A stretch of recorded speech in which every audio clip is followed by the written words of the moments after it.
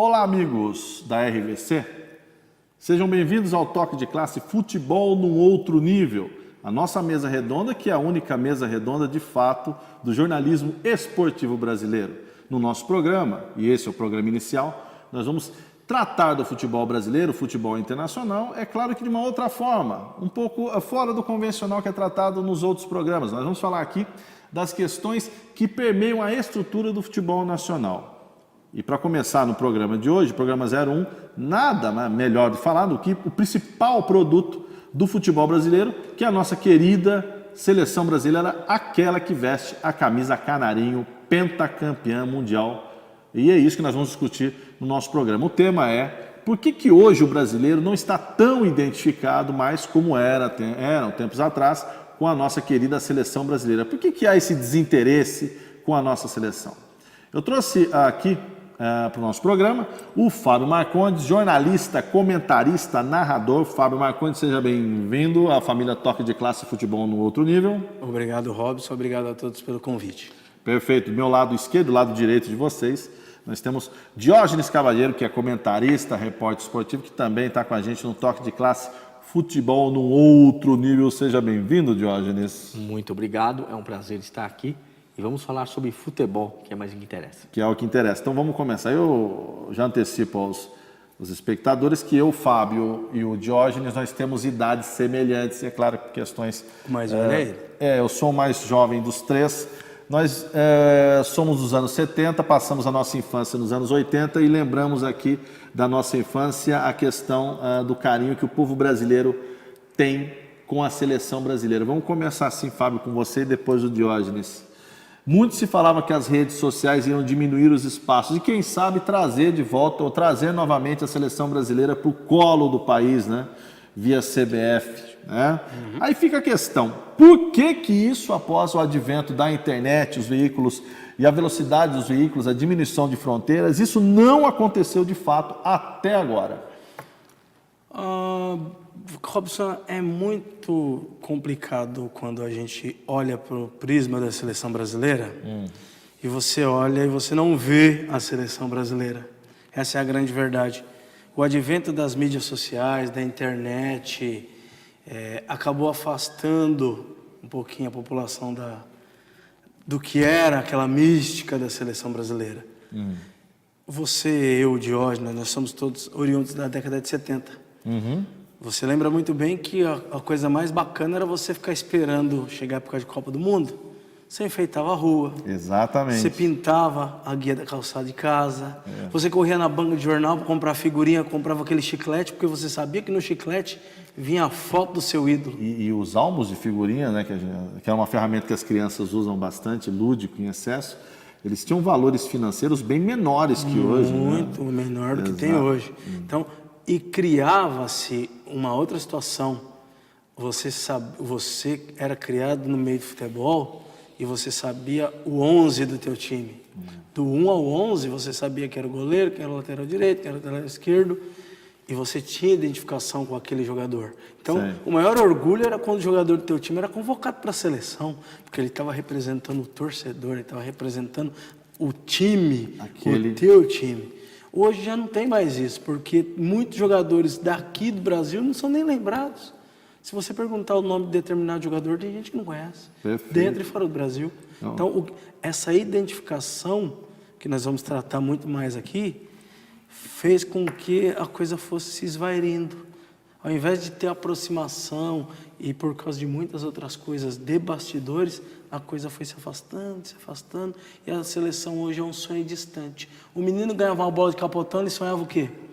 Ser jogador de futebol. Sim. Vamos pegar nos anos 80, ser um Sócrates, um Casagrande, um Oscar, um Pita, né? Entendeu? E aí a gente vai tratar isso com mais calma. Então, essa identificação, com o passar do tempo, ela foi ficando muito mais enfraquecida. Hoje você quase não vê, hoje você quase não tem. Diógenes, ele falou a respeito de se pintar a rua, né? O Fábio é um morador típico da Penha em São Paulo, o senhor é da Moca. Isso acontecia nos anos 80 na Moca. E como você como você enxerga o que era anos 80, 90 e hoje? Concorda com ele, essa questão que vem muito dos atletas não serem de times nacionais? Isso é o aspecto esportivo, né? O aspecto esportivo porque antes, na Copa de 82, vamos dar um exemplo. Na totalidade dos seus jogadores, todos eram de times brasileiros. Sim. Hoje, na última convocação do Tite, só 3 jogadores são de times brasileiros. Então, o que acaba acontecendo com isso? Não há o que você falou. Tem a questão da representatividade do torcedor. Então, você vê os astros com Neymar no Paris Saint-Germain, Gabriel Jesus no City, você vê um Firmino. O próprio Firmino, como você falou, até ele estourar na Europa, ninguém sabia que era o Roberto Firmino. É um ilustre desconhecido. Um ilustre desconhecido. Então, como é que eu vou ter uma identificação com esse jogador se até ontem eu nem sabia quem ele era? Então, essa é a primeira questão. A segunda questão que eu tenho essa opinião, que é a questão social. A questão social que a seleção exercia na década de 70 e 80, que hoje não exerce mais. Então, você tinha aquela coisa que a seleção, ela representava a nação. Representava a sociedade como um todo. Era uma ferramenta política? Era uma ferramenta política. Também. Nós que vivemos um pedaço da ditadura, digamos assim. Também. Era uma ferramenta política. E isso deixou de acontecer. Aí quando você vem para a década de 80, você vê a democratização, você começa a ver a seleção 82, 86, 90, também com essa alavanca política e social, que isso também acabava, na verdade, deixando a população inserida naquele todo. Conforme a gente vai se afastando dessa democratização e até a falta de vínculo que a própria população tem com o seu governante, ela também acaba perdendo o seu vínculo à seleção brasileira. Até onde, Fábio e Diógenes, a pergunta simultânea, até onde a antipatia da população brasileira com os dirigentes do alto comando do futebol brasileiro podem atrapalhar no processo de identificação, segundo você? Até onde vai? Aquele processo antipático que depois recorreu para outras questões pertinentes, inclusive CPIs e quietais, lá nos anos 2000, que depois caiu para outras áreas, inclusive, infelizmente, né? Claro que a gente não quer o mal do futebol brasileiro, e até o governo americano, via a investigação federal, teve que... Até onde chega é alimentada essa antipatia via cartolas nacionais? Então, é muito tênue essa divisão. Você tinha uma seleção, é isso que o Jorge acabou de falar. Nós tínhamos uma seleção de 58, 62, 70, 78, 78, 74, 78 e 82. Você tinha um período militar, você tinha toda uma identificação com a seleção brasileira, e aonde até os próprios militares utilizavam isso como massa de manobra. Sim, não também. por acaso criou-se aquela célebre musiquinha, 90 milhões em ação, para frente Brasil, etc. E tal. Essa música me arrepia até hoje. Aí é que tá, porque criava-se o vínculo, mesmo sendo uma ferramenta de massa de manobra, o futebol ópio do povo, Sim. você fazia com que a sociedade se unia em prol do mesmo objetivo, que era o quê? Ver o país à frente. Você não tinha nenhum escândalo de desvio de verba, você não tinha escândalo de venda de irregular de jogadores, você não tinha escândalo de presidente de clube envolvido com máfia de apito, E por aí vai. você não tinha presidente de confederação envolvido com venda e compra de campeonatos nacionais e internacionais. É como eles usam, o cenário era mais clean, mais limpo. O cenário era mais blindado, vamos dizer assim, porque o advento da abertura da comunicação também fez com que as coisas começassem a ficar um pouco mais claras. Se você pegar a seleção de 2002, foi o que o Diógenes falou, eram quase todos jogadores brasileiros. Um ou outro estava na Europa. De 2002 para cá, se você pegar a seleção de 2002, foi campeã. 2006, você já viu que desse nosso novo tempo, a pior seleção foi de 2006. Foi quando, com perdão da expressão, foi quando a bandalheira escancarou. Que é a seleção do tal do quadrado mágico, né? Que de quadrado não tinha nada e Quadrado nos era a bola que bastidores, eles jogavam, né? E nos bastidores foi quando a coisa começou a degringolar. Foi quando as coisas começaram a ficar mais... Vira à tona. Vir à tona. E a partir daí você pode ver que a população começou a se afastar, porque era um xodó da população. A seleção brasileira era um diamante. Sim. E a partir do momento que você deixa cair o teu diamante, ele vira vidro. E vidro de nada serve. Até onde vai a pergunta? Vai a antipatia do brasileiro, retomando a pergunta, até onde a antipatia do brasileiro pela seleção está vinculada à cartolagem? Muita, até porque é quem comanda. Sim. Então, no momento que você verifica que aquele comando ele está sendo fraco, ele está sendo omisso, ele está sendo corrupto, eu não vou ficar colocando o meu esforço, minha torcida, o meu tempo, o meu tempo, para uma instituição que está fazendo tudo isso. Apesar que essa instituição, ela já existe essa manobra desde a CBD. Sim, desde 1950. Entendeu? Desde a CBD, você ouve falar que houve certas coisas, mas foi bem o que você falou. Era tudo muito bem blindado, era muito bem guardado, era muito bem escondido. Sabe que, escapando um pouco do tema, me lembrou uma coisa. Algumas pessoas são contra os atletas receberem altos salários, né? Mas aí você começa a pesquisar que antigamente muitos jogadores que faziam, vamos pegar o Santos dos anos 60, o Botafogo, o Vasco dos anos 50, espécie da Vitória, o Fluminense, outros times, vamos pegar a Academia dos anos 60, aqueles jogadores não recebiam salário que os jogadores de hoje recebem, mas a boa parte dos recursos ficava com os cartórios do clube. Eu acho que hoje o negócio deu uma democratizada. Digamos que uma justiça teórica. Boa parte dos recursos ainda fica com o atleta, que é o ator principal, né? Mas isso a gente discute num outro programa. Mas quanto à seleção brasileira, não deixando a peteca cair. Sim.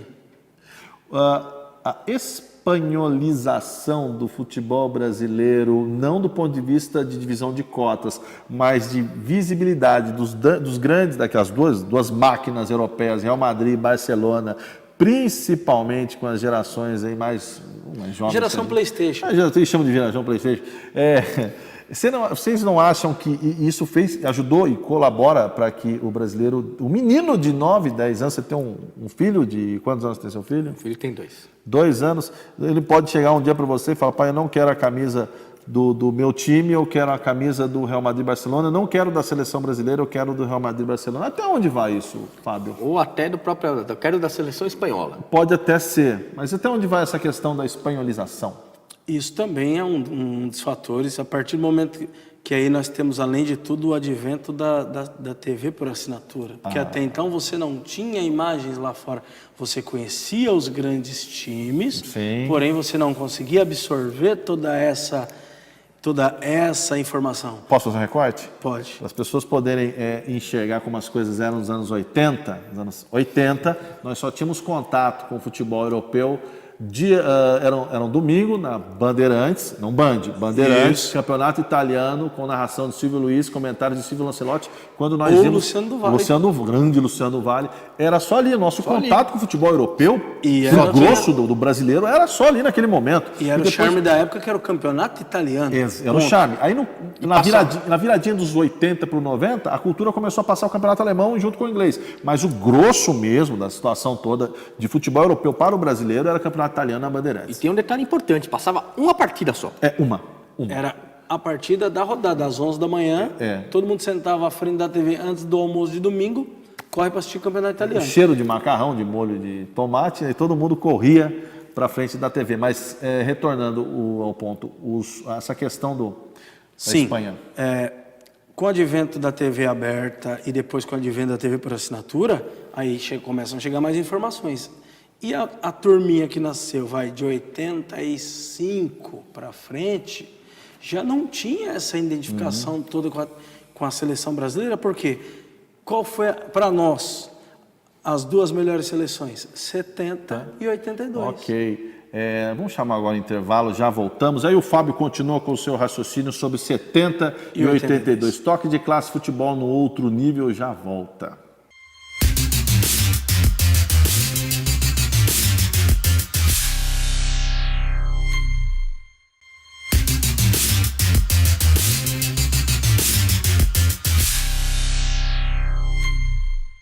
Voltando com toque de classe futebol no outro nível aqui na RVC, Fábio Marconi, você estava falando a respeito dizem, segundo os teóricos, aí, os entendidos de futebol, os catedráticos, que foi o melhor esquadrão em termos de futebol, a seleção de 1970, que só tinham meias, né?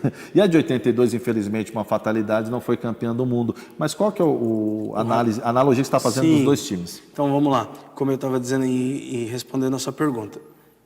A identificação que você tinha em 70 e 82 e até um pouco em 86 era muito maior. Porque mesmo que você vê, nós chegamos a um absurdo que nós tínhamos a seleção de 82 que perdeu a Copa do Mundo sem perdendo apenas um jogo. E quando você vai para 86, todo mundo fala, e agora?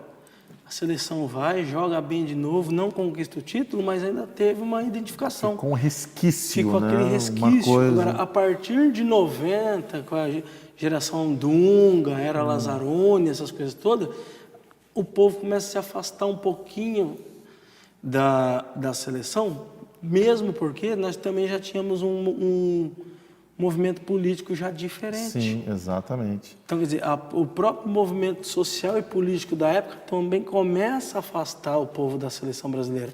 Só teve essa retomada a partir de 93. Sim.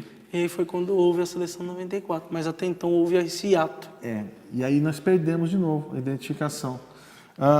Diógenes, a questão, o Fábio tocou no ponto dos canais TV fechada, enfim, o início das transmissões, digamos, em massa de eventos futebolísticos de fora. Então, você passavam até campeonato chinês, que é inimaginável nós pensar a respeito de Brasil, né? Mas até onde vai esse poder da mídia para fazer com que as novas gerações percam completamente interesse quanto à amarelinha? O que acaba acontecendo? Quantos jogos você vê do Bayern de Munique? Quantos jogos você vê do Barcelona e do Real Madrid?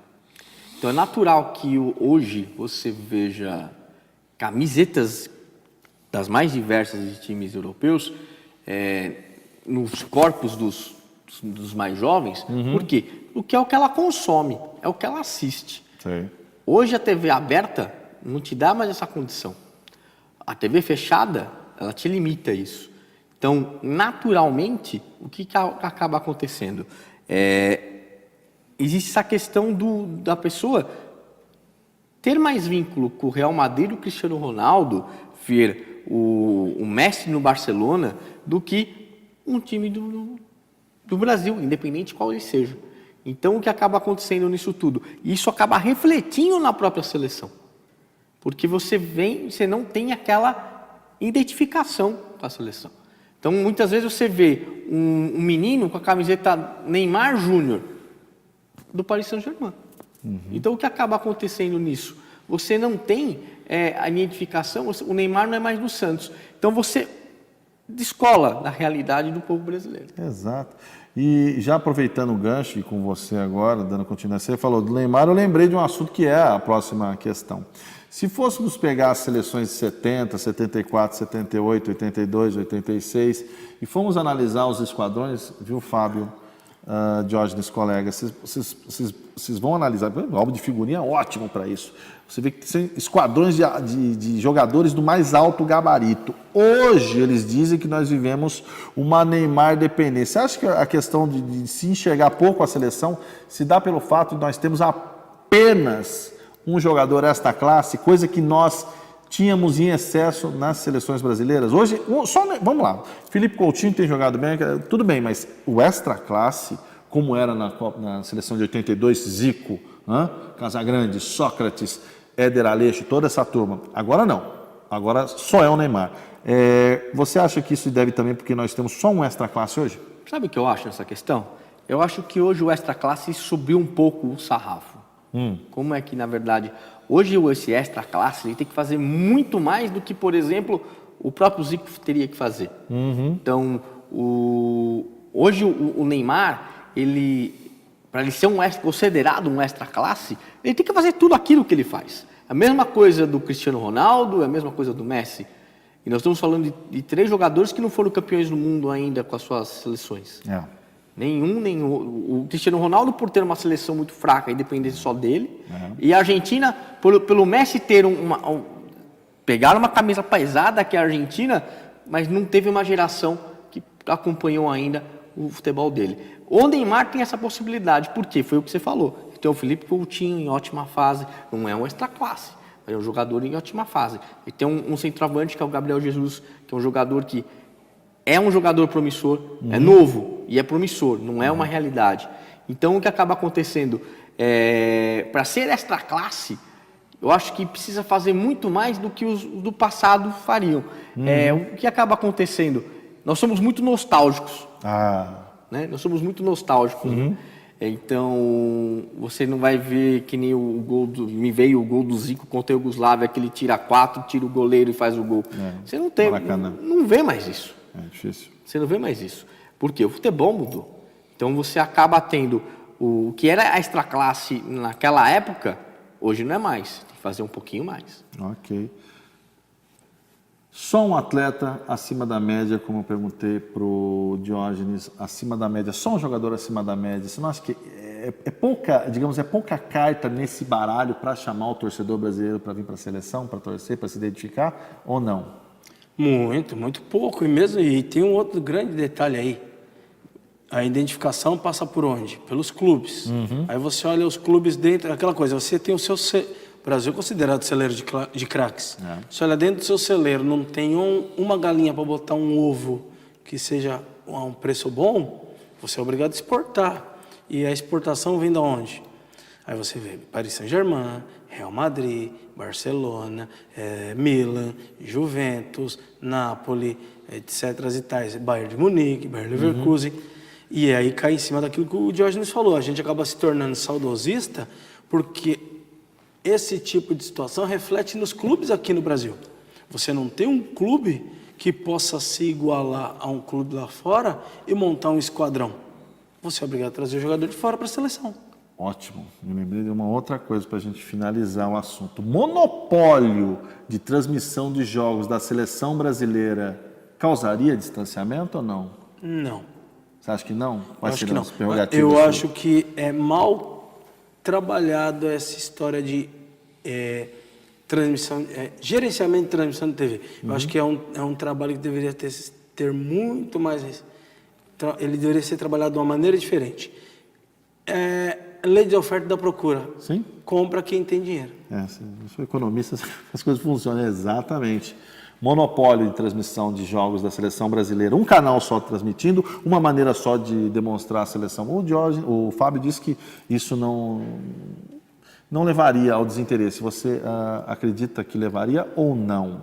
Já que você tem uma maneira só de transmitir jogos. É isso que eu ia falar. Uma linguagem. Depende de quem é esse consumidor, quem é esse torcedor. Se o torcedor gosta dessa linguagem que está sendo colocada, ele vai assistir, ele vai consumir, ele vai assistir. Agora, se ele não gostar, pode haver sim um distanciamento desse torcedor devido a ser somente aquela emissora está transmitindo o jogo da seleção. Vou te lançar na fogueira. Você gosta da maneira como é colocada, como são transmitidos os jogos, a linguagem que é colocada da seleção brasileira pela única detentora dos direitos de transmissão? Isso lhe agrada ou não? Não. Não, a maneira como... Não. Não, porque eu acho que é uma linguagem ultrapassada. Fábio, que é da área também, como ele, comentarista, o senhor que é narrador, e aí? A maneira com a qual a imagem da seleção é vendida hoje não me agrada. Porque estão tentando forçar uma coisa que não existe. Não tem identificação.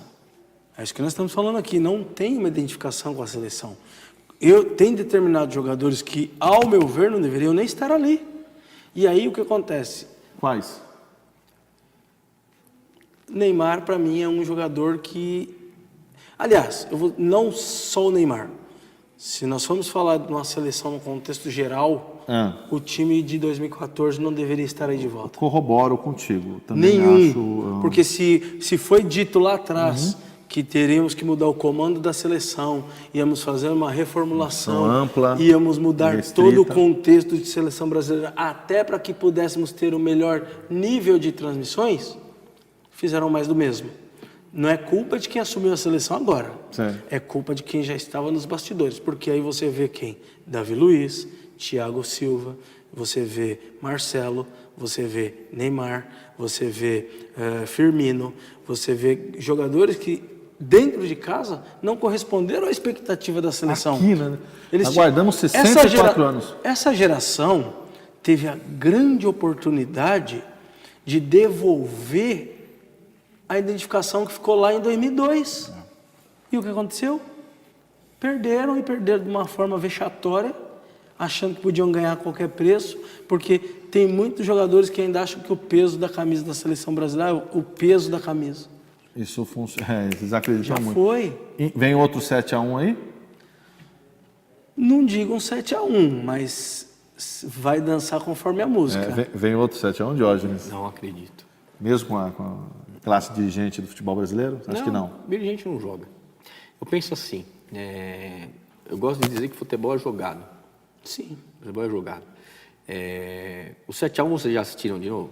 Eu já. Eu Sim, assisti uma diversas vez. vezes. Para poder entender o que aconteceu aquele Para dia. tentar entender o que Estruturalmente aconteceu. falando. Para entender aquele 8 de julho de 2014, você tem que Entendeu? assistir aquilo diversas vezes. Então, e o que acaba acontecendo? Foi um acidente. Você acha que foi um acidente aquele jogo? Foi um acidente. Foi um acidente? Não vai acontecer de novo. Você acha que... Então, o acidente que você está dizendo, e para os colegas do programa Toque de Classe, Futebol no Outro Nível, se deve às 4 linhas. Você acha que foi um acidente ou foi estrutural? Aquilo ali já vem desenhado? Não só... assim, Deixa eu responder. Sim, termina a sua resposta. Não só estrutural. Estrutural é um problema crônico. Sim. Mas não foi só o estrutural que fez o resultado. Na verdade, o que acabou acontecendo, o 7-1 se tornou um símbolo de tudo isso. Mas não que seja só isso. Fábio? Eu concordo quando você diz que não houve acidente, porém, a gente tem que olhar para um outro viés. Enquanto o Brasil estava comemorando a Copa de 2002 e achando que não ia mais ser derrotado, a Alemanha de 2003 já estava se preparando para devolver essa goleada lá na frente. E ela sofreu um golpe muito duro, que foi perder a Copa 2006 em casa. Exatamente, ela perdeu para o Brasil em 2002, apanhou em 2006 dentro de casa, e aí o que os caras fazem? Vamos reformular o futebol alemão. Pegam todas as categorias de seleções de base e começam a trabalhar os caras de forma que os caras estão dando fruto agora. Bem lembrado. Os caras ficaram 14 anos trabalhando para chegar em 2014 fazer o que os caras fizeram. Foi acidente? Pode ser que tenha sido, Ok. mas atrás do acidente tem uma estruturação. Ok. É isso, senhores. Terminamos o nosso primeiro programa Toque de Classe Futebol num outro nível. Queria agradecer a presença do senhor Diógenes Cavaleiro. Muito obrigado por participar do nosso primeiro programa. Fábio Marcondes, muito obrigado. Eu E é agradeço. isso. Um enorme abraço a todos. Fiquem com Deus.